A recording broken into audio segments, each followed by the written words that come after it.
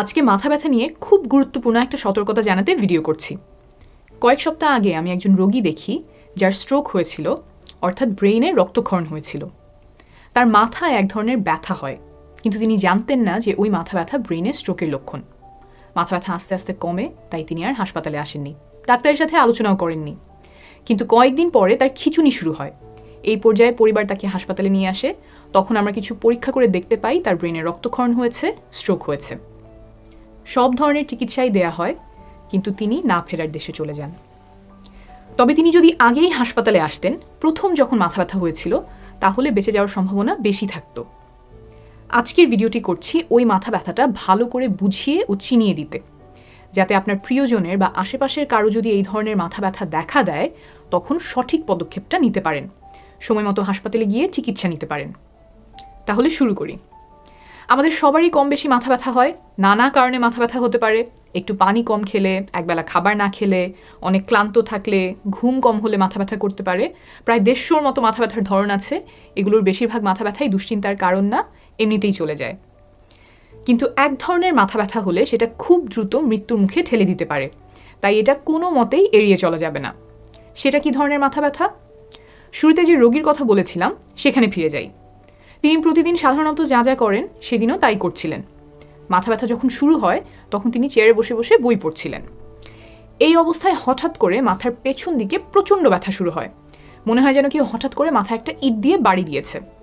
এমন তীব্র মাথা ব্যথা তার আর জীবনে কখনো হয়নি। তার একটু বমি বমি লাগে এবং তিনি কয়েকবার বমি করেন। কয়েক ঘন্টা পর আস্তে আস্তে ব্যথাটা কমতে থাকে। মাথা ব্যথা থাকে, তবে আগের মতো এতটা তীব্র না। বমি ভাবটাও চলে যায়। সে একটু ভালো বোধ করতে শুরু করে, তাই আর হাসপাতালে আসেনি। কিন্তু বাসার মানুষকে সে তার এই অদ্ভুত মাথা ব্যথার কথা বলেছিল। কয়েকদিন পরে তার খিঁচুনি শুরু হলে তাকে হাসপাতালে নিয়ে আসা হয়। আমরা মাথার সিটি স্ক্যান করাই। তখন দেখতে পাই যে তার মস্তিষ্কে রক্তক্ষরণ হয়েছিল, স্ট্রোক হয়েছিল। কিন্তু অনেক দেরি হয়ে যাওয়াতে পরে চিকিৎসা করেও তাকে আর সুস্থ করে তোলা যায়নি। তাহলে কোন ধরনের মাথা ব্যথায় অবশ্যই দ্রুত হাসপাতালে যেতে হবে? যদি আপনার মাথা ব্যথা খুব দ্রুত তীব্র আকার ধারণ করে বা হঠাৎ করে প্রচণ্ড মাথা ব্যথা শুরু হয়, যেটা এই রোগীর ক্ষেত্রে হয়েছিল। এখানে গুরুত্বপূর্ণ হলো কত তাড়াতাড়ি আপনার মাথা ব্যথা তীব্র হচ্ছে। যদি মাথা ব্যথা শুরু হওয়ার পরে কয়েক সেকেন্ডের মধ্যে সেটা খুব তীব্র হয়ে যায়, তাহলে সেটা দুশ্চিন্তার কারণ। ইংরেজিতে এটাকে বলে থান্ডারক্ল্যাপ হেডেক। থান্ডারক্ল্যাপ শব্দের অর্থ হলো বজ্রপাত, অর্থাৎ বজ্রপাতের মতো হুট করে বা কয়েক সেকেন্ডের মধ্যে প্রচণ্ড মাথা ব্যথা শুরু হয়। অধিকাংশ রোগীর ক্ষেত্রেই কয়েক সেকেন্ডেই মাথা ব্যথা তীব্র হয়ে পড়ে, তবে কারো কারো ক্ষেত্রে কয়েক মিনিট, 1 থেকে 5 মিনিট পর্যন্ত লাগতে পারে। কয়েক সেকেন্ড বা কয়েক মিনিট যেটাই হোক, আপনি দ্রুত হাসপাতালে যাবেন। এখানে খেয়াল করেন, সাধারণত আমাদের মাথা ব্যথা কিন্তু এমন হয় না। প্রথমে আমাদের মাথা হালকা ব্যথা করা শুরু করে, কেউ কেউ বুঝতে পারেন এই বুঝি মাথা ব্যথা শুরু হবে। তখন অনেকে এটা সেটা করে কমানোর চেষ্টা করেন। তারপর অনেক সময় মাথা ব্যথা সেরে যায়, অনেক সময় চলতে থাকে, আবার কখনো কখনো আস্তে আস্তে মাথা ব্যথা আরও তীব্র হতে থাকে। এই মাথা ব্যথার কথা আমরা এখানে বলছি না। এইটা থান্ডারক্ল্যাপ হেডেক না।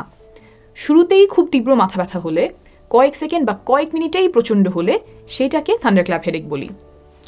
এমন মাথা ব্যথার সাথে আরও কিছু লক্ষণ থাকতে পারে, যেমন বমি ভাব বা বমি হতে পারে, আলোতে অস্বস্তি লাগতে পারে, রোগী আবোল তাবোল বলা শুরু করতে পারে, রোগী অজ্ঞান হয়ে পড়তে পারে, চোখে ব্যথা হতে পারে, চোখের পাতা নিচে নেমে আসতে পারে, চোখে একটার জায়গায় 2টা দেখা এমন হতে পারে, ঘাড় শক্ত মনে হতে পারে, খিঁচুনি হতে পারে ইত্যাদি।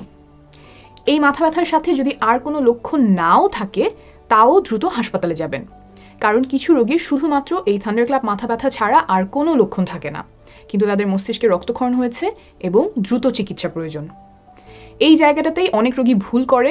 দেখা যায় কিছু সময় পার হলে মাথা ব্যথাটা একটু কমে যায়, শরীর ভালো লাগে, আর কোনো সমস্যা নাই। তখন তারা মনে করেন যে ডাক্তারের কাছে যাবার দরকার নাই, মাথা ব্যথা তো সেরেই যাচ্ছে। এইটা করবেন না। যেমন বজ্রপাতের মতো মাথা ব্যথার কথা বললাম, এমন হলে অবশ্যই দ্রুত হাসপাতালে যাবেন। একটা গুরুত্বপূর্ণ বিষয় বলে ভিডিওটা শেষ করতে চাই, এমন মাথা ব্যথা হলেই ঘাবড়ে যাবেন না। এই ধরনের মাথা ব্যথা হওয়া মানেই যে বিপদ, তা না। সহজে সেরে যাবে বা দুশ্চিন্তার কারণ নাই, এমন কিছু কারণেও এই ধরনের মাথা ব্যথা হতে পারে। তবে গুরুতর কিছু হওয়ার যেহেতু একটা সম্ভাবনা আছে, তাই চিকিৎসকের কাছে যাওয়া প্রয়োজন। তিনি আপনার সাথে কথা বলে আপনার হাত, পা, চোখ, মুখ ইত্যাদি পরীক্ষা করে সঠিক পরামর্শটা দিতে পারবেন। তাকে অবশ্যই বলবেন যে আমার হঠাৎ করে খুব তীব্র মাথা ব্যথা শুরু হয়েছে। এটা শুনলে তিনি ব্রেইনে রক্তক্ষরণের কথা চিন্তা করবেন, স্ট্রোকের কথা চিন্তা করবেন এবং সেই অনুযায়ী আপনাকে পরামর্শ দিবেন। আপনার ও আপনার পরিবারের সুস্বাস্থ্য কামনা করছি।